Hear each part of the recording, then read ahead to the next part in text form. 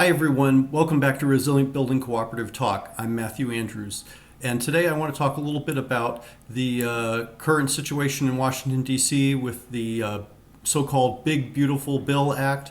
This is the budget bill that came out of the House of Representatives and is going to the Senate for reconciliation. And it's probably been in the news for a lot of reasons that you've seen. I just want to talk specifically about how it impacts energy policy. Because it will have an impact across the country, including Massachusetts.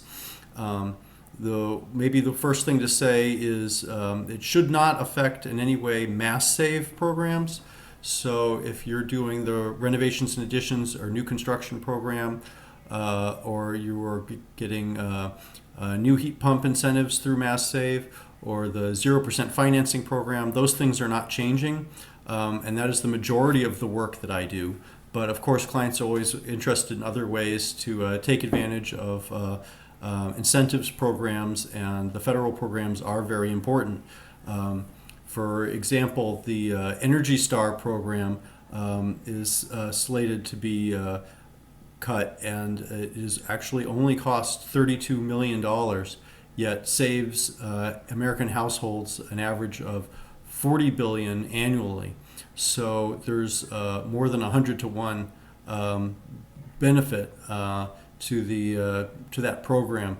Every dollar spent on energy efficiency contributes considerably, 1,000 to 1, contributes considerably to overall savings, which can be translated into you're using less electricity, so the cost of electricity goes down because demand has gone down, and people have more money in their pockets to put other places in the economy. So it's it's constantly an issue with energy efficiency programs is the upfront cost. Whether you're building a house or you're building new infrastructure, federal programs are really important to provide that upfront capital, or to give tax credits so that people don't have to wait 10, 20 years for those improvements to pay themselves off. Another big one is the 45L New Homes Energy Efficiency Tax Credit.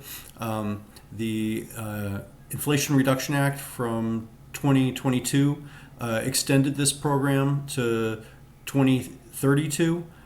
Which really creates a lot of stability in the industry to know that that tax credit is going to be there for you. Just to give an example, if a house single-family home met Energy Star standards, it would be a $2,500 tax credit. If it met the DOE's Zero Energy Ready Homes standard, it could qualify for $5,000. And likewise, if for multifamily, would be $500 per unit for Energy Star, or $1,000 per unit for Zero Energy Ready homes.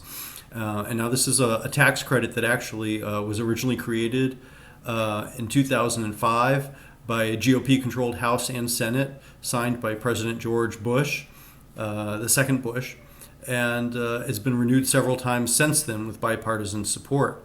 So I'm very concerned about that program being cut, and other programs, almost too much to mention, but tax credits for things like solar equipment, heat pumps, batteries, electric vehicles. A lot of these you can get 30% tax credit off the cost of those installations. Even the work of a home energy rater like me can be written off as a part of a tax deduction. So it's a really major blow to some of the best stuff that was in the IRA. And I think I really want to encourage everybody to call your senators, especially if you live in a red state. A lot of this money goes to red states, so it really benefits everybody.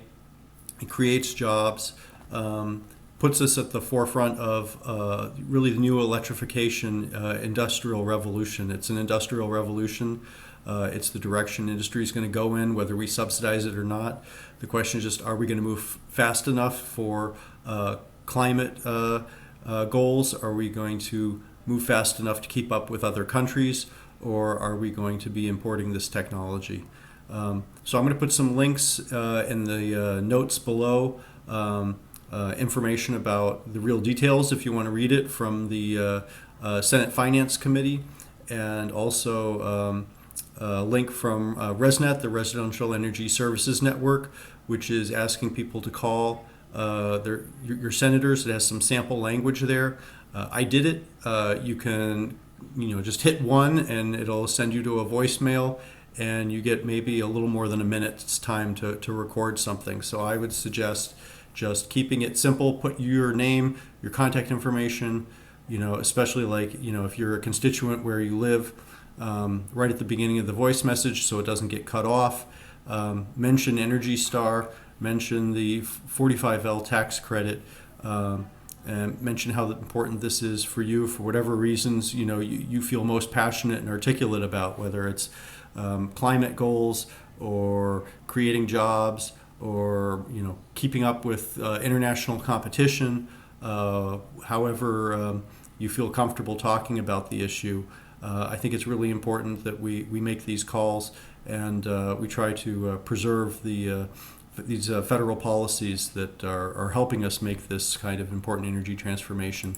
And I'll have probably more to say in upcoming videos. Certainly, if these things, some of the debate at this moment looks like it's a question of just not whether they're going to phase out these programs, but when. Some of them, if you're a homeowner thinking about taking advantage of them, you might want to act quickly, such as with installing solar panels. Getting it done by the end of the year might be a good idea, because a lot of the debate right now in the Senate seems to be about whether it's going to end at the end of the year or 12 months from the passage of the bill. And either way, it's not a lot of time if you're going to be planning a major renovation that includes putting on solar panels, for example. A lot of times the solar panel is like the last thing you put on a project after you've redone the roof line. So you got to install a new roof.